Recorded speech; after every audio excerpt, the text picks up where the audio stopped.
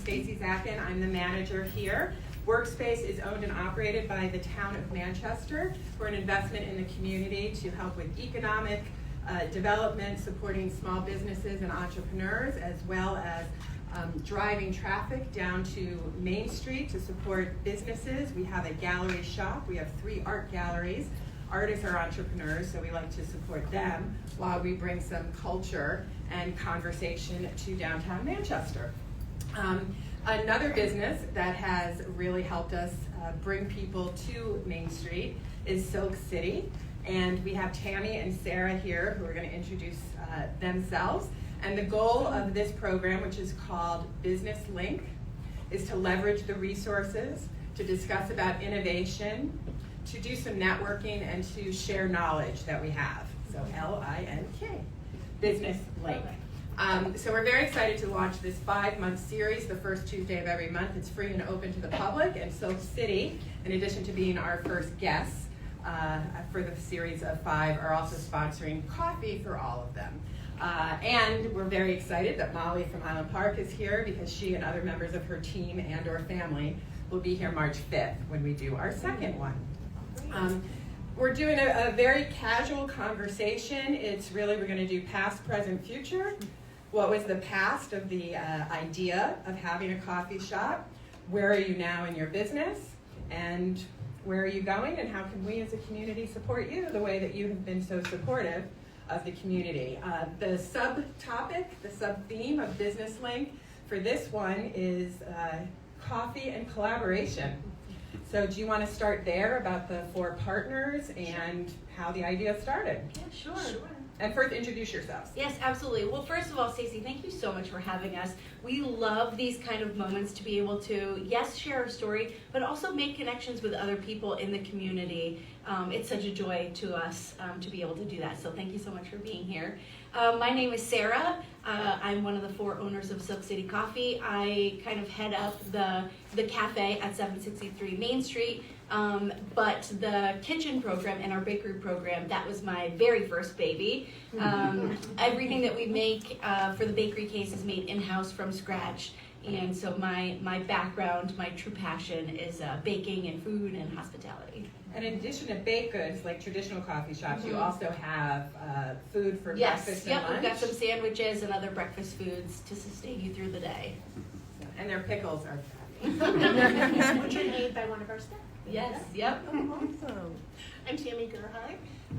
I also am one of the 4 owners. My background was as a school counselor. It was actually Sarah and Rob's school counselor. Mm-hmm. That's part of our story. We go way back. We go way back.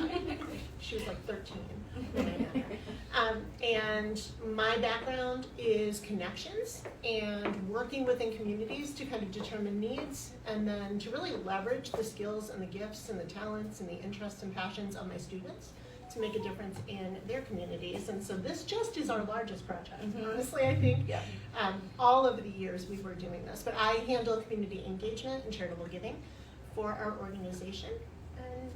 And so Glenn, my husband, does this with me. His background is finance. He works for Cigna. And he brings that level of expertise into our business to make sure, we have solid price points, that we're actually profitable. I think if Sarah and I ran a business, we'd give away everything. Yeah, it would not be good. So when you're planning a business, it's really good to have, we call them quadrants. There's 4 of them. Each of us bring our backgrounds, our passions, and our skill set to the business. Mm-hmm. Rob? Yeah, that's true. We cannot talk about the boys. We function because of the boys. So my husband, Rob, is in charge of the coffee program. He's the roaster for us, and his passion and drive for quality and affordable coffee is really what pushes the company forward. Because, of course, first and foremost, we're a specialty coffee shop, and everything else kind of flows underneath that. So that's our focus. That's his focus. And he's the guy that makes it happen. And I think this is a good lesson for people who are or want to be entrepreneurs, is that you think you want to go into business for yourself, by yourself, be independent, but you can't be successful that way. And most people do not have 4 people. So if you're a solopreneur, you have to be the one. But you don't have to do everything yourself. You have to outsource, engage, find partners that you can trust to do the things that you're not expert in. or else you're never going to have any sort of life outside of your business, and your business most likely will not survive. So how did you come up with the idea for a coffee shop, and how did it come from being an idea to, oh, let's go get real estate? Yes, yeah. All right, so Tammy, how will you start this? Yeah, because that came from me. So we travel a lot, and every time we travel, I'm Yelping specialty coffee shops. I really enjoy a good cup of coffee, an excellent latte with great tongue feel, like my favorite, beautiful artwork, and lovely environments. And so everywhere I go, I'm always looking for my favorite coffee shop. If you're on my Insta, I'm constantly snapping in on them. I ended up down on a college visit with my daughter in Nashville and ran across The Well. The Well is a specialty coffee shop. They themselves are actually nonprofit down there. It was birthed out by someone who had a passion to go into foreign countries and create safe drinking water. And they leveraged their business to do that work, which I loved. And the other thing that I loved is they had what they call the wishing well. So they had a board, community needs board, on their back wall called the wishing well, and people could post prayer and practical needs, and it had brought the community together, it had brought the churches together to drop differences and leverage what they had to care well for their community. And I was like, yes, that is what I would like. And so I came home and said to my husband, who, remember, he works in finance, and said, hey, I want to open a coffee shop in Manchester because there's this cool board, and I really want to do this. And he, in all of his grace and humor, was like, that is an awesome idea. You're a guidance counselor.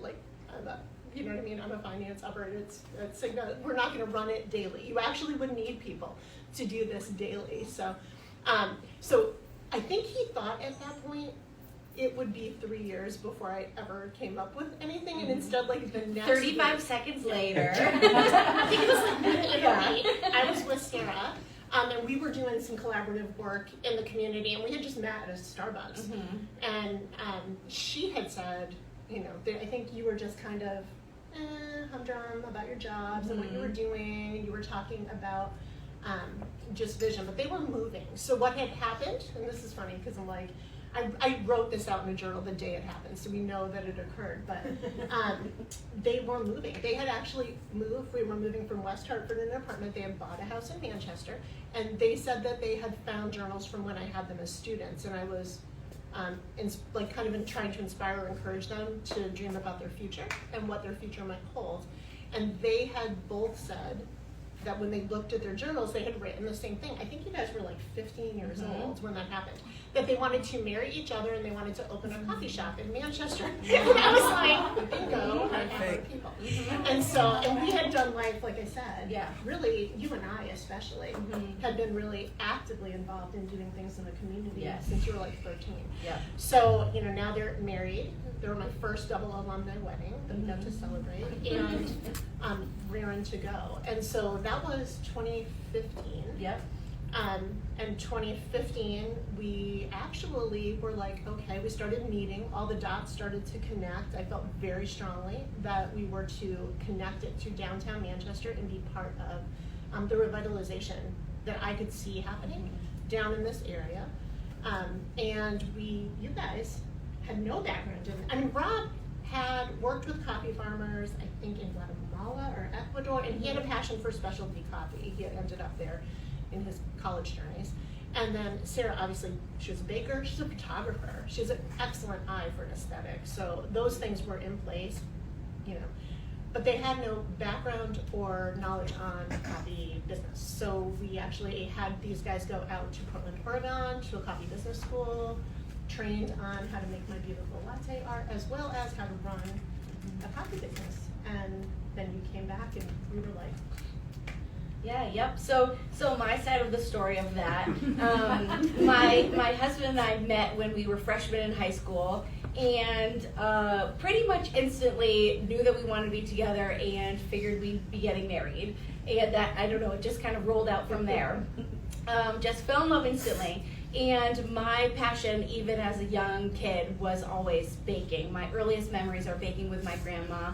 And that was something that I loved to do. I spent a lot of time doing that. And Rob, even from a young age, his passion was coffee and kind of like the science behind it and the complexities and all of the different notes and the sources of where it comes from. Roasting, he roasted at home with a popcorn popper when we first got married. You know, all of these little moments just kind of building on these passions that we had.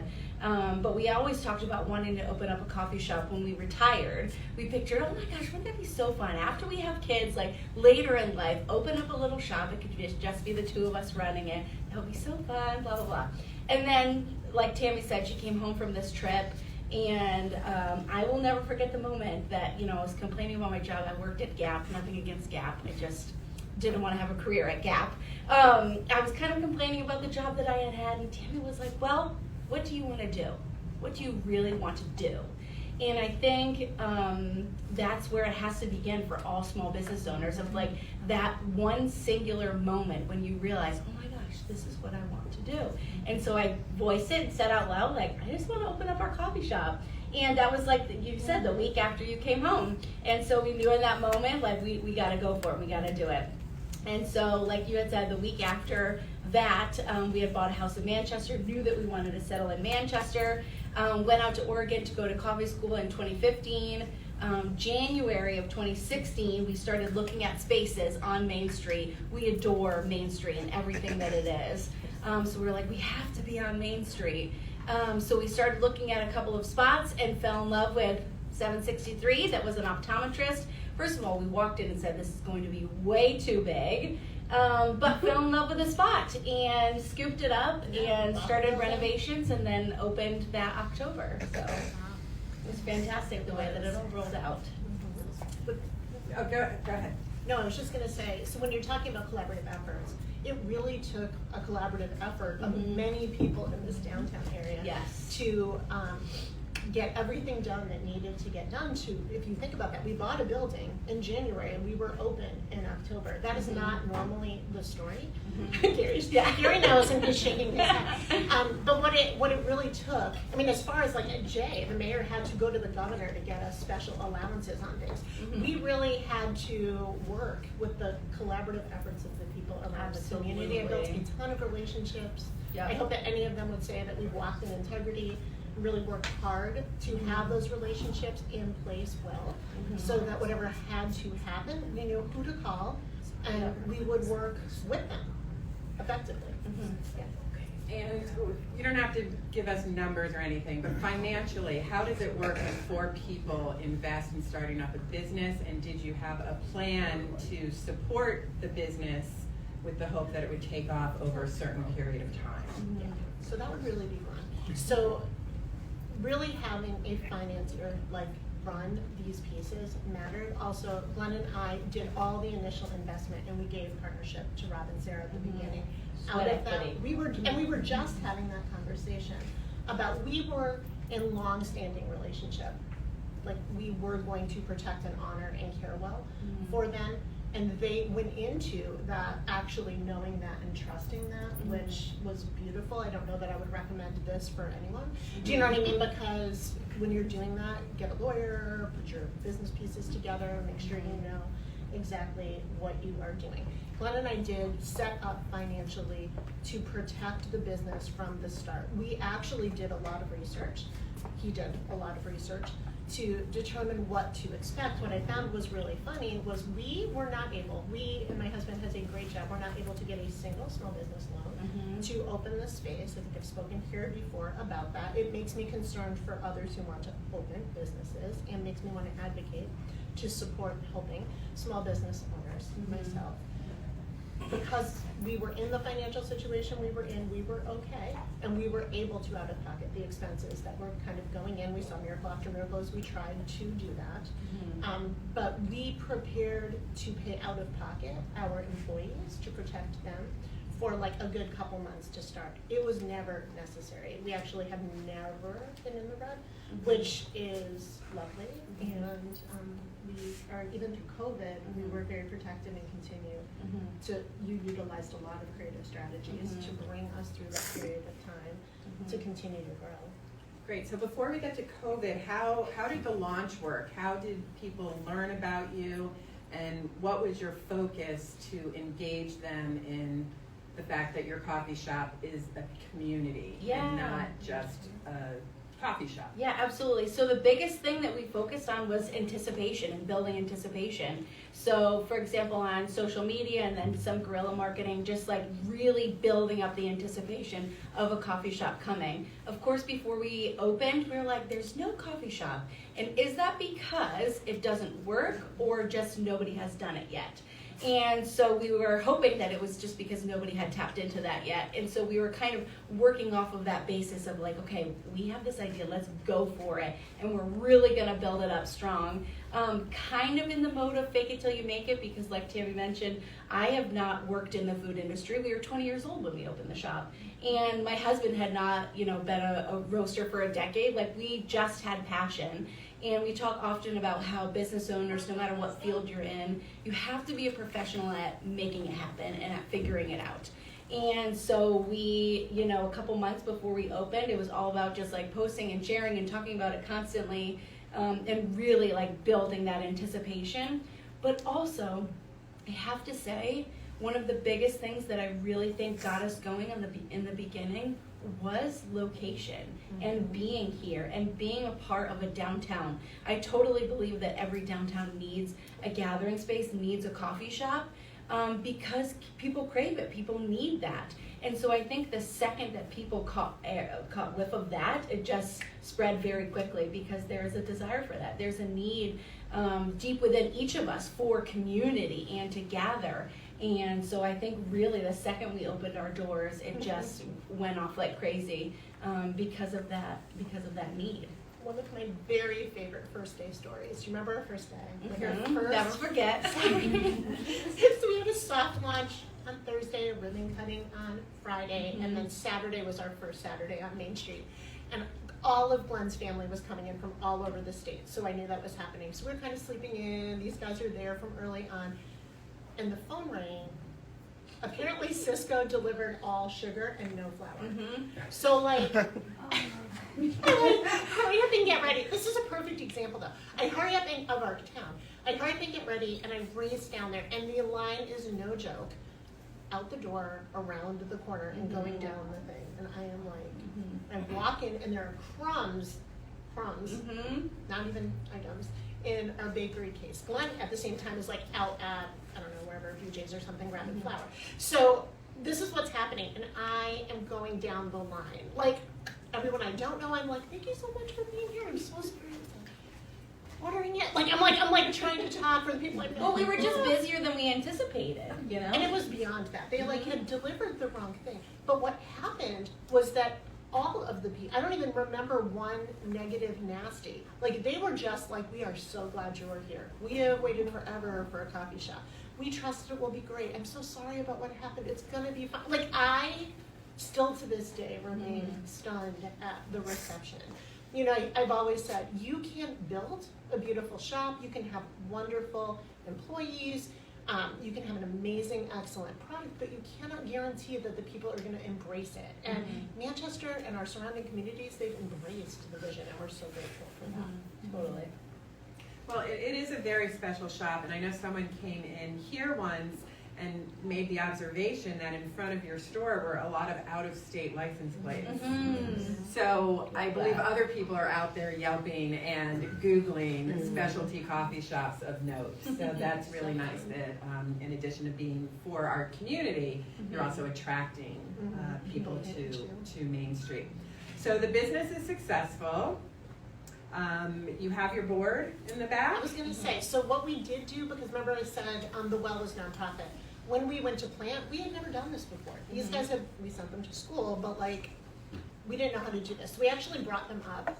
So they came up and they helped us lay out the structure. The owners from the Nashville shops came up, laid out everything, and were so generous. They were like, take our board idea, how can we help you? Here's some recipe. Like, they were so gracious. We're still in relationship with them. But they let us take and supported us to take the board. Now that board, if you haven't been there, it says love coffee, love people. That's our motto. over it. We give portions of proceeds from anything we sell with Love Coffee Love People into a fund that meets community needs. And that board, anyone can post. There's little cards for it. They can post as long as it's on a card. Any prayer, any practical need that they need. People in the community have picked them up and met those needs. It's brought the multi-church, United Church Front together to pray and to care for and to meet needs in the community. That's been beautiful. It really did exactly what we were hoping for it to do. On that board, we've seen things like college tuition paid for kids who lost their jobs, cars given, housing given, lessons given, tutoring, like groceries purchased. All sorts of things have happened through that board. It's been really amazing. Yeah. Do you have thoughts on the board itself? No, I mean, I think an important aspect of it is the fact that, like, you know, when somebody writes on a card a need that they may have, and they put it up on the board, it's not like our goal is to go back there every single day and meet every single need that goes up on the board. The idea really is to facilitate people helping one another, and really kind of just like guide the community in that. And so it's been beautiful to see how active it is and how much people use it and how many connections are kind of built from that place. It's Absolutely. really fantastic. My word has been we are simply acting as a catalyst, and that our customers are the real heroes. in this Yes, story. absolutely. And the book birthed out of that. That was kind of. So we're having this conversation in February of 2024.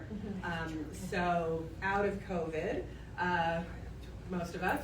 And do you want to talk about any of the pivots, as they say, that you made during COVID, and anything that has led to something great moving forward? Yeah, sure. So COVID, I mean, really was a survival mode for us. As most people it was, but of course people in the food industry, it really was, you're just trying to survive. And so we had heard whisperings of it, you know, beginning of March. What is this COVID? What does this mean for us? And then I think as we all felt, it was very sudden that we just needed to close.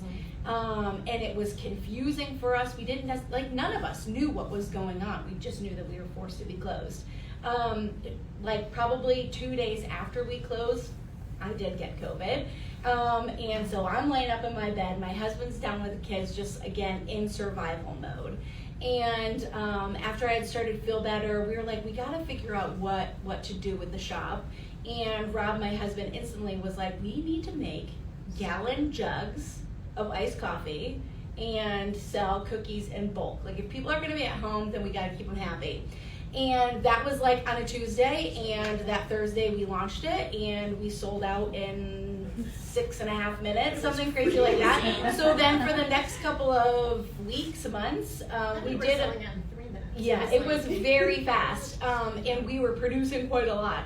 But for the next couple of weeks, it was just him and I working in the shop to make these like bulk batches of iced lattes and iced coffee and cookies and raspberry oat bars to sell to people, so you could pre-order and then you come pick up outside. Or do we have them come in? No, We had them come in. We set it up. I mean, so that people were like far away. Yes. They had their masks on. Glenn and I went in on pickup day to help with traffic and to say hi to customers who were like, oh, human. Yeah, Thank yeah. you for It was saying hi. beautiful to start to make those connections again. We were all kind of locked at home, and so slowly over time we would bring back a few employees to help as that program really took off.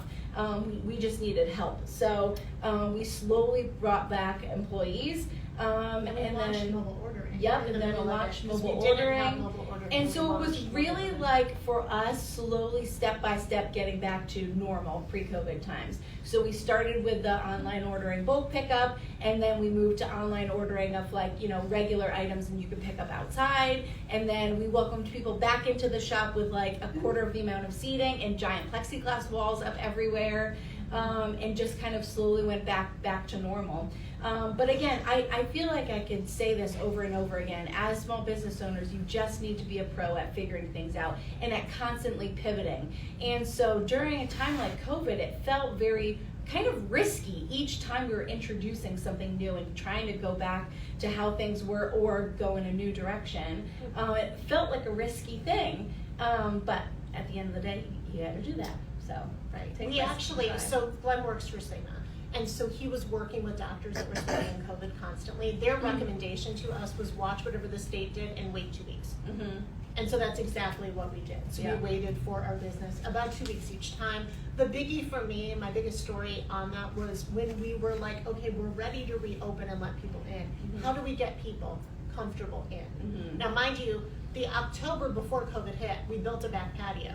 No one used the back patio. I was Mhm. like, okay, why did we spend all this money to build a back patio when Mhm. no one's gonna use it? And then COVID hit and it was used constantly. Mhm. And then that next step was like, let's bring them in. How are we gonna get people to normalize being in Mhm. again when they're anxious? And I think we were preparing everything. I remember having our big meeting. It was like a Sunday night. We're like preparing everything to do this. And we were planning to open for Friday. Mhm. And then Monday, the hurricane hit. And no one had electricity. And I looked on the camera and went like, wait a minute, hold on. Everybody is in the shop. Like they're looking Mhm. for a coffee because their coffee makers are not working. They're looking Mhm. for electricity Mhm. because they Plug can't in. charge. Yeah. Yeah. And they're looking for air conditioning. And so I think a lot of kind of the more outlying Mhm. homes did not have electricity for almost a week. And by that time, it was just normalized. People Mhm. were back in the shop. And so it worked beautifully. Mhm. And how did you decide to move from the successful coffee shop to roasting your own bean? Yes, that That's was a big expansion. absolutely, that was a thrill for us. So a couple years in, enjoying the success and our hard work paying off at the shop, we knew that it was time to expand.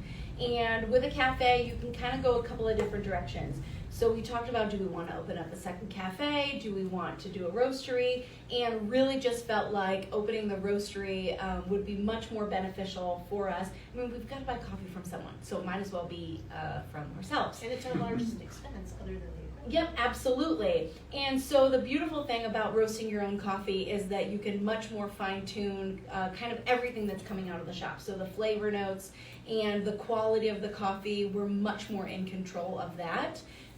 Before we were functioning as a multi-roaster shop, so that just means that we're purchasing beans from a few different local roasteries, which are fantastic. They're great shops, and that was like so much fun to be able to do that.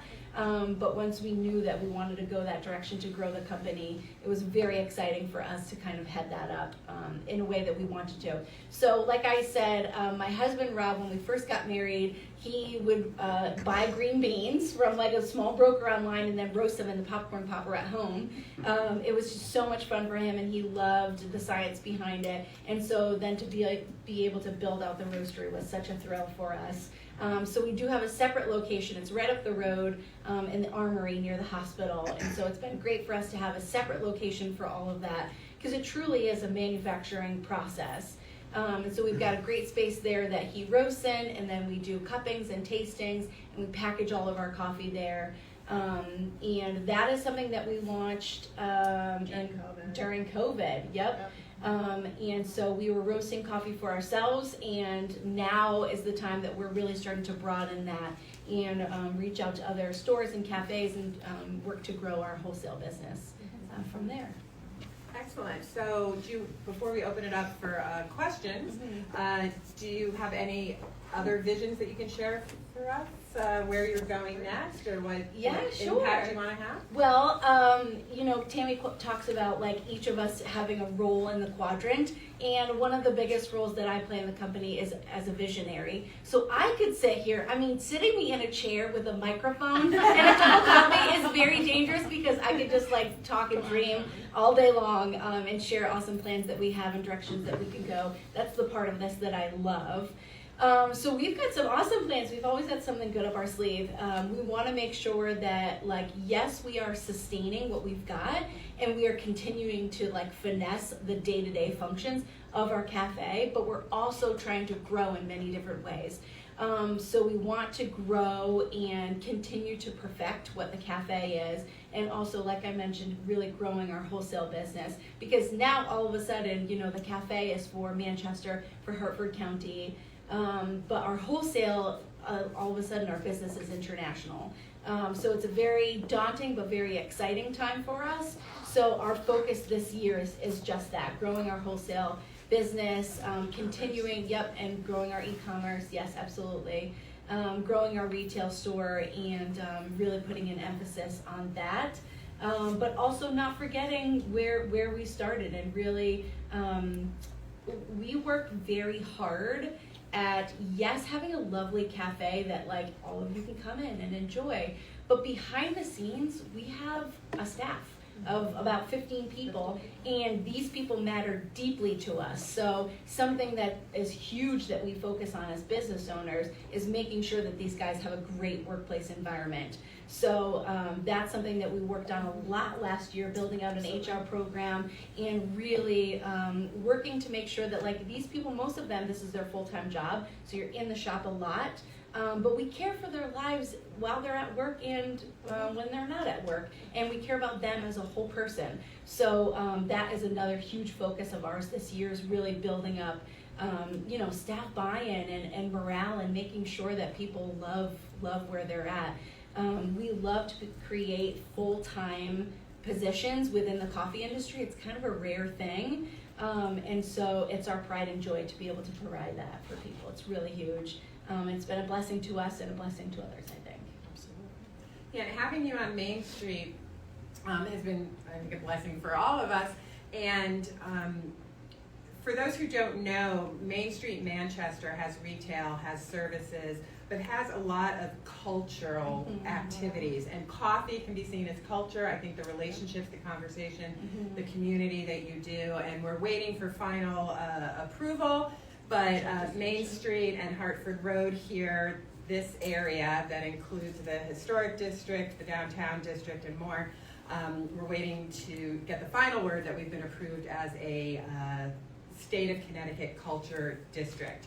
So you're sitting in an art gallery right here, and I did want to say in terms of what was happening during lockdown, during COVID, that a lot of artists we were talking to were uninspired. So we're like, we will give you the canvas. Come and pick up a canvas, bring it back to us as art. And that was the start of our Blank Canvas show. And I bring it up because this is our 4th Blank Canvas show. And after giving away canvases for 3 years, we decided, well, let's be a little creative and economic. And instead of giving away canvases, we asked artists to source theirs from repurposed packaging. So all of this right behind us is cardboard. We've got a storage container for oil, which we consider packaging. So I don't think the camera has it, but right over here is a beautiful bustled dress made from lining from one of those home food kits that come with the dry ice. So it's really nice that there's all this creativity and support of each other. And if you're in Manchester, please check us out. But wherever your hometown is, if you seek it, you'll find it, I think, because Main Streets are coming back. So in front of you is a book and a doll. So how did that? Book and doll. And we had an author and illustrator exhibit here over the summer, and people were very much into the creative process and writing. We did a writers conference. So now that you have that book out, we're going to have to do another one. Very fun, yes. So I mentioned the Love Copy, Love People, the community board. This actually is a children's book. It's launching this weekend at the shop on the 10th. So I'll be there all day. And we'll be meeting and selling and signing books. The entire premise of it is a little girl and her mom have a coffee date. And she sees the Love Copy, Love People. Her mom is all about it. And she doesn't love coffee. So she wants to know if she can love people too. And you'll see. She eventually gets her shirt, but she retains who she is. And you'll just get to watch how she learns in very simple, kid-like ways how to spread joy and kindness and love around her community. And do you want to say anything about the response you've received? Oh my goodness. In terms of, I think you put out shocked. I'm writing this little book, please support me. It gives me goosebumps. You said that, wasn't it? Yeah, I have been blown away. It's been picked up by news articles, and I think I have a radio interview tomorrow and Fox 61 on Thursday. Just But you saw her here response first. has been overwhelmingly beautiful. For such a fun project. This is such a fun project. And I really hope it speaks life into people about no matter who you are and no matter who you're near, you can spread love and joy and kindness to their hearts. And I think we're doing some collaboratives with schools in Manchester and Glastonbury as well. So for those who are watching live, that's this weekend, February 10th, 2024, when we also happen to be open from 10 to 2 for our monthly open houses. So you can see this unboxed exhibit, as well as we have more art all throughout the building, and happy to give tours of our co-working and meeting space. And then you can eat lunch or breakfast at Silk City or many of the other eateries. And I'm not sure what time the brewery opens around the corner, probably 11 or 12. But come, stay, enjoy. Plenty of parking in the back behind our buildings. So we invite you to Main Street. Does anybody here have any questions? Tim and then Gary. Can you share your story about seeking financing and finally having to finance it yourself? Because it sounds like you had a great business plan.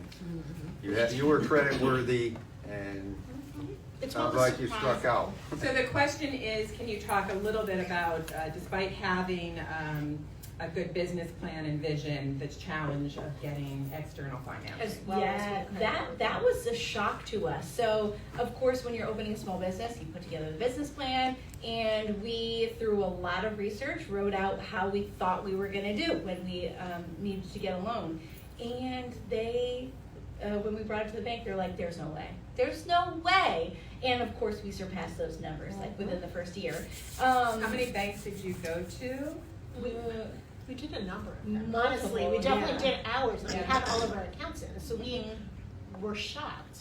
Their answer to us, actually to Glenn and I, was if you yourself were working there, we would support it. I'm like, well, then we wouldn't be doing our jobs that give us all the money to be able to fund this. So that it just did not make a lot of sense. But what I know Glenn has said is that we've actually gone back and had the conversation with our own bank about trying to advocate and encourage them to take risks on models that might work. They kept saying, it hasn't been done here, it hasn't been done successfully, it's not going to work.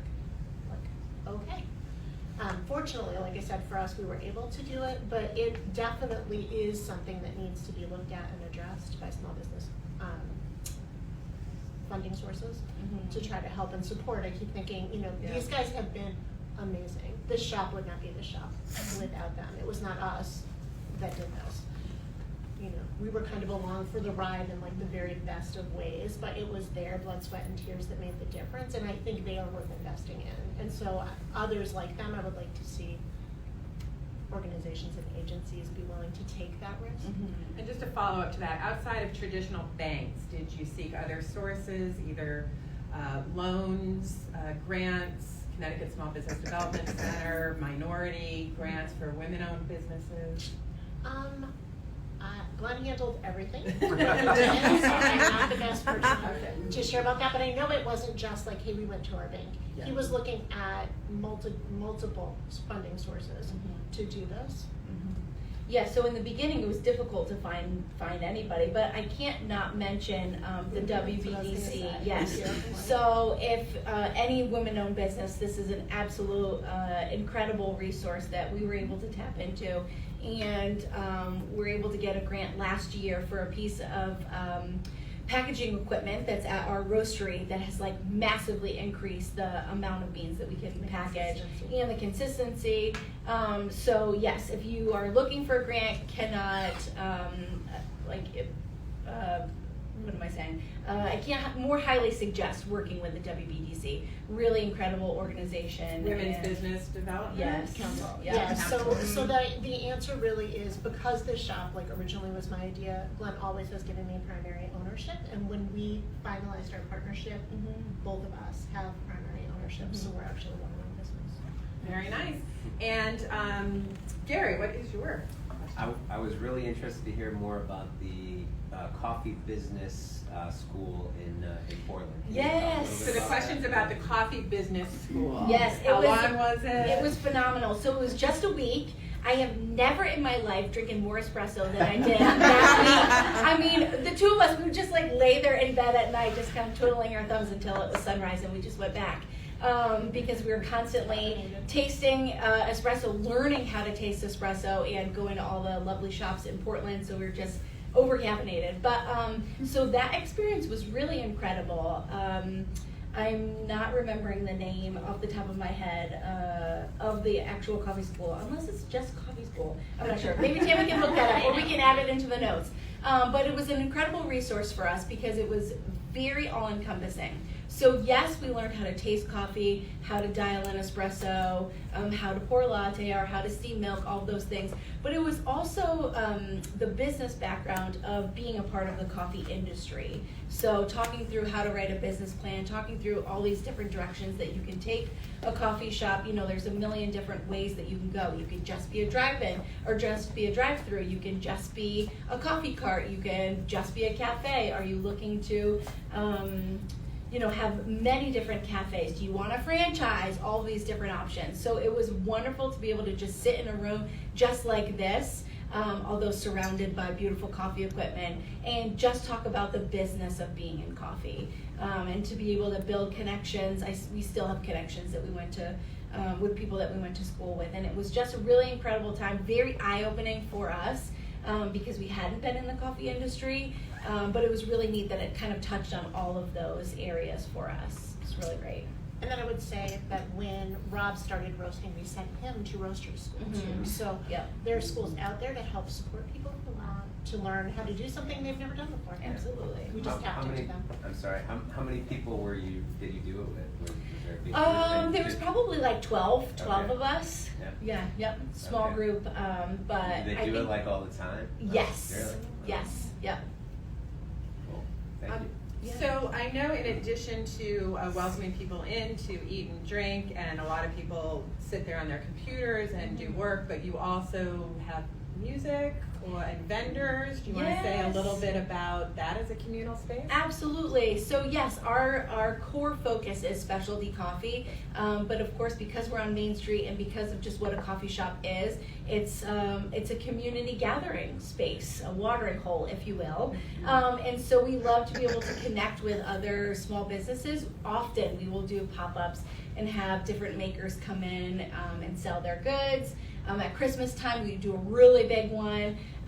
Pre-COVID, we were doing live music every Friday night, and we loved that and missed it so much that we just brought it back. It's no longer on Friday nights, it's every other Saturday. So we have Mr. Lobster, who's a children's music artist that's playing to go along with Tammy's book launch on February 10th. And then, it's every other Saturday, so then not the 17th, but the weekend after. And it just has been so much fun to bring it back. Having it on Saturday afternoons, and, the shop fills out and people just relax and drink a cup of coffee and listen to great music and just spend time together. It's wonderful. All right, the baby's starting to get a little restless. So one or two more questions, if anybody has. Yeah, Melly. So, thank you for being here today, ladies. What a great story. Partnerships. There's a lot of partnerships out there that don't work. What was the success to your partnership? That is a wonderful question. And the question was, what is the success of your partnership, since partnerships can often be challenging? Yes. Well, I will say three things, and I think, Tammy, you would agree. Trust and communication are vital. You can't be working based off assumptions. You need to be able to talk everything through. Have the ugly conversations. It's worth it. But then the third thing, I will absolutely say that the book and concept of traction has completely changed. Everybody needs to order that on Amazon on their phone right now.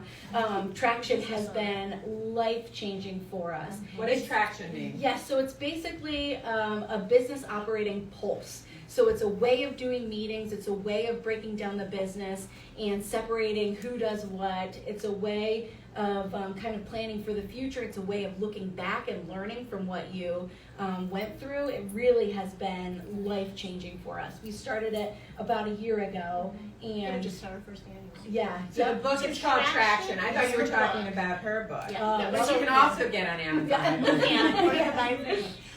Traction is the book. It's the entrepreneurship operating system, Mhm. is what the actual system is that it is explaining. What it does, and especially when you're going to collaborate with others, is that it always gives anyone that's in collaboration owning the business a clear view of what everybody else is doing and the goals you're heading towards. And so it allows, and I would highly recommend it for any business, especially a business that's a partnership in any way. Because I feel like in our early years, honestly, we're like, okay, this was great. Like, things are happening, we're trying to meet when we can, everybody's busy, people are raising families, we've got everything going on. We're trying the best we can. But we really were not super clear on what anyone else was doing at any given time. We're just like, wow, I hope that works. Okay, next. And we lived like that for a lot of years, and now, now that we're where we're at, I'm like, oh my gosh, any person who comes to talk to me about starting a business, I'm like, before you do that, read the book Traction. Before you do that, I'm like working with a small collaborative business out in Litchfield, where I'm like, okay guys, before you do anything, read this book. Because what it has literally done is, right now, I know exactly what I'm working on for the next 3 months. I know what she's working on for the next 3 months. I know what Glenn's working on for the next 3 months. I know what Rob's working on for the next 3 months. We meet every single week for an hour and a half. So we always are up to date with what's happening with our staff, where she's talking about really building out encouragement and care for our staff. We know what's going on with our staff. We know what's going on with customers. We know where we are very quickly looking at a scorecard of all of our price points. We know if we need to pivot anything.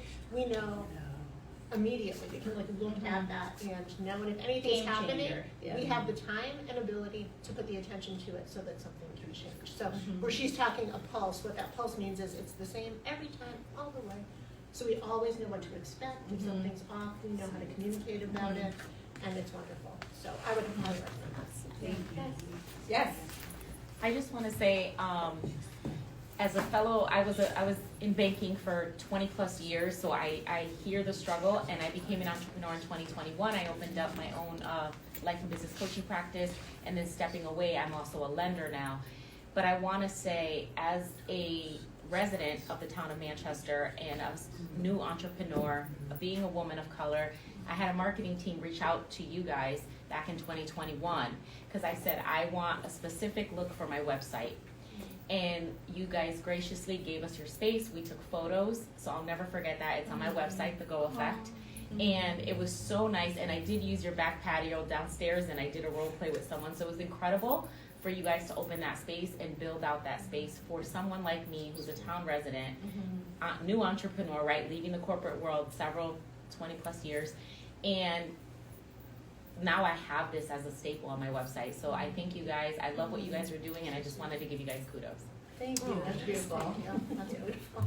So that's a beautiful note to end on, although I do want to ask, when are you going to open up your brew school and your, and your entrepreneurial guidance? So instead of people coming to you one-to-one, they can learn your tips and tools. I know. Well, you'll just have to wait and find out. All right. And on that note, thank you for everybody who came at 8 o'clock this morning. Thank you for Silk City for providing the wonderful coffee. We are going to be back here on March 5th with Highland Park Market, a family dynasty here in town. So we look forward to that. Again, it's free. You can follow us at Workspace Manch, abbreviation of Manchester, or workspacemanchester.com is our website. We have everything on our event page. And following you guys on Instagram, how do we do that? Yep, just Silk City Coffee. Keep it simple. Yep. All right, thank you very much. This has been our first business link.